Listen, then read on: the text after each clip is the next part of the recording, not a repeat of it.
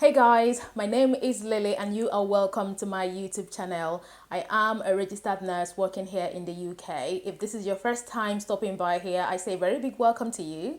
And if you are a returning subscriber, thank you. If you are yet to subscribe to my channel, please support a girl to grow her channel by subscribing, liking and commenting. If you find this video today useful, please like and comment. And if you know anyone who might find the information in this video useful, why don't you send them a link? In this video today, I'm going to be talking about the UK government's plan to reduce the number of students coming in to study, and also their plans of reducing the number of months or years they can stay in the UK after they have finished their studies. And the third thing they're thinking about doing is capping the number of dependents international students can bring with them while coming into the UK to study, and also what the universities have to say to all of this.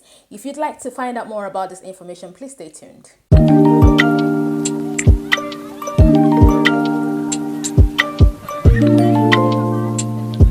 So for the past couple of days on the news, there has been lots and lots of UK immigration related news as it concerns international students. And this is the point where I'm going to say that international students are grouped into EU students and non-EU students. So I know that when you are checking all this information, you are only checking how it affects you as a person.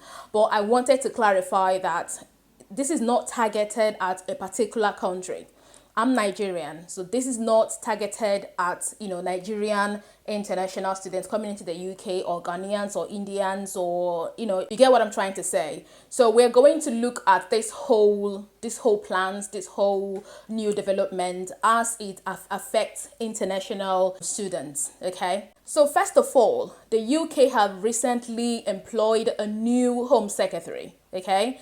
And as some of you know, we had a new Prime Minister in the month of September. And as the new Prime Minister assumed her office, she appointed a new Home Secretary. And this lady's name is Suella Braverman, okay? As Suella started in her new office, one of her many mandates is to tackle the immigration status of the UK. It's to look at the largest way through which international people come into the UK, like non-British people come into the UK. And one of these ways is through the educational sector. The numbers have it that the amount of international students that came into the UK last year alone was into the 400 and something thousands, okay? And because of this high influx of students into the UK, of course, it's going to increase the number of people living in the UK. And by her reasoning, she believes that this is having an impact on the economic state of the country, which doesn't make a lot of sense, because the international people coming into this country to study, they are paying their school fees, they are paying for themselves. And the amount of money they are generating, of course, it boosts the UK economy. To put it simple, Suella Braverman wants to slash the immigration numbers. She wants to reduce this, okay? And I think that she hasn't weighed all options here. She doesn't have a clear picture of how to go about this, all right? So I think that generally speaking, she's just considered what are the ways through which UK receive new people or immigrants into the country. And one of these ways, of course, is the educational sector. And now she's asking, how can we reduce the number of people coming in to study in the UK? So she's planning to do this by reducing the number of people granted visa to come and study in the UK, and also reducing the number of people that can stay back and work following their graduation, okay? And if you remember in 2012, during the office of Theresa May, okay, Theresa May scrapped the postgraduate study leave, which gives postgraduate students 2 years to stay and work in the UK after they graduate. And for the past couple of years, once you come into the UK to do your master's, as you graduate, you only get to stay like 4 months in the country before you go back to your home country. Or if within the 4 months or while you are studying, you are able to get an employment, then you can stay on those grounds, right? Now, in 2021 July, Boris Johnson brought in the post-study leave again. Attached to your visa is your 2-year post-study leave. And this allows you to stay back in the UK and work for 2 years after you have graduated. And the plan behind this is to encourage people get employment once they have graduated using the certificate they have gotten in the UK, stay back and work. Now, let's run some numbers. Last year alone, research has it that the number of visas granted to international students amounted to 486,000. Again, in the academic year of 2020/2021, the number of students, international students that came into the UK to study was 605,000 students. And in that year alone, international students brought into the country 26 billion pound sterling. This is the amount of revenue that the immigrant student was able to generate. Now, this is going to lead us to discuss what is known as the International Education Strategy. Stay with me. I'm going to be reading it out from my paper because it is so wordy. Now, the International Education Strategy was published in March of 2019. This strategy sets out policies that support global activities of the education sector. All right, there are a whole lot of information that you will find when you go on the UK Gov website to check what I've just mentioned. I'm going to put a link down below because it was when I started reading around this news that I even came about this International Education Strategy. I had no idea that something like this exists. And I'm just wondering, does Suella have access to this information? Because this is like, it negates every single thing that she's talking about. Okay, now I got to understand while reading this strategy that there were two ambitions they were hoping to achieve by the year 2030. Two ambitions. And this is what the education sector is hoping to achieve by the year 2030. Number one, the education sector wants to be able to generate a whopping sum of 35 billion pounds in each single year from the educational sector. All right. And the second one is that they want to increase the number of students coming into the UK, international students coming into the UK by 600,000 students every single year. Let me say this again. This is what they hope to achieve by the year 2030. This is 2022. And we are already bringing in international students are already bringing in 26 billion pounds per year. And the number of people that got admission to come and study in the UK between 2020 and 2021 academic year was 605,000 people. I mean, the plan they have for 2030, they're already achieving it right now. So why are they complaining? Why? So if the plan of Suella works, it means that we're going to go back to the time when postgraduate students are going to finish their studies, only have 4 months to stay in the UK before they go back to their home country. So this information is personal to me because I came into the UK as a student. And at the time I came into the UK in 2014 January, I came to do a top up and that was just 1 year. So my first visa was like 16 months. So I finished my top up and went ahead to do my master's. And my master's degree visa was just slightly longer than my top up visa. But it happened in my case that at the time I was finishing, before I even finished my master's, I already got job offer with a hospital. Hence, I'm in the UK working now as a registered nurse. So and I know that there are more people like me that have come into the UK to study, and by the time their study was over, they were able to get gainfully employed.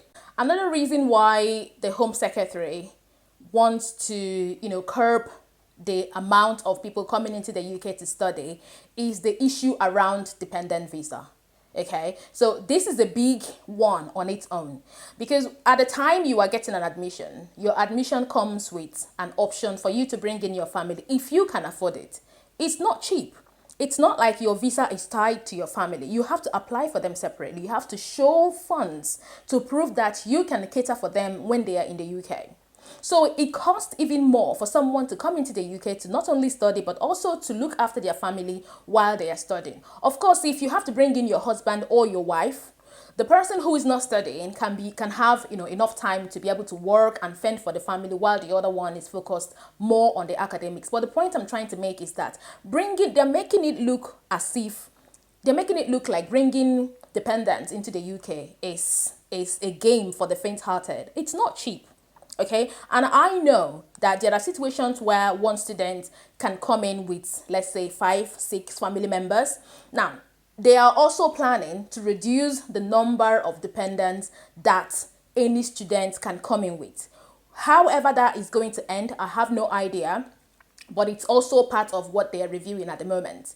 But I also think that if someone has to bring in their family into the country, knowing that they have got no access to public funds, they must have a clear idea of how they're going to support themselves and support their family. And as long as they're not posing any economic, risk to the country, I honestly don't see what the problem is there. Now, in response to everything that is happening, universities in the UK are nowhere happy. The universities in the UK are not happy at all with the Home Secretary, okay? So 4 chief execs belonging to a group that represents nearly 150 universities in the UK, they came together and wrote an open letter to the Home Secretary. And in this open letter, they are stating that international students coming into the UK, they are boosting the country's economy, okay? They're generating so much revenue in the country that we are valued.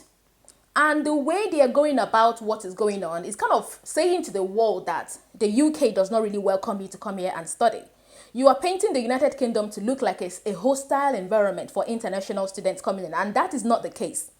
Listen, if you are an international person coming into the UK to study, nobody is doing you a favor. I want you to understand that no one is doing you a favor. You are paying for your school fees. These things are not cheap.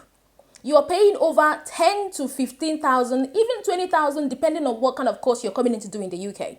And apart from paying for your tuition fee, you're coming in to pay for your own accommodation. Even if you come into this country on scholarship, you are still paying for your accommodation. You're still fending for yourself in terms of, feeding and everything. Okay? Surviving in the UK in this present recession is not cheap.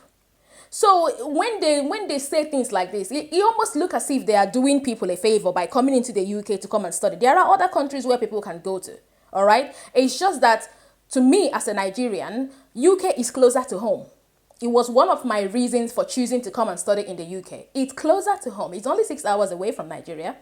But if I go to America or I go to Australia, as much as they have good educational systems as well, you see on a flight for a longer time compared to what you would get if you are flying from just Nigeria to the UK. So going back to the letter the university people wrote to the Home Secretary, they are saying that her plans for reducing the number of international students allowed to come and study in the UK is counterproductive. It's unhelpful compared to the ambition I just talked about. I mean, you've just stated it. It's right there on the internet that you want to have up to 600 international students every year. And you want those people coming in to bring into the UK 35 billion pounds at the end of the year.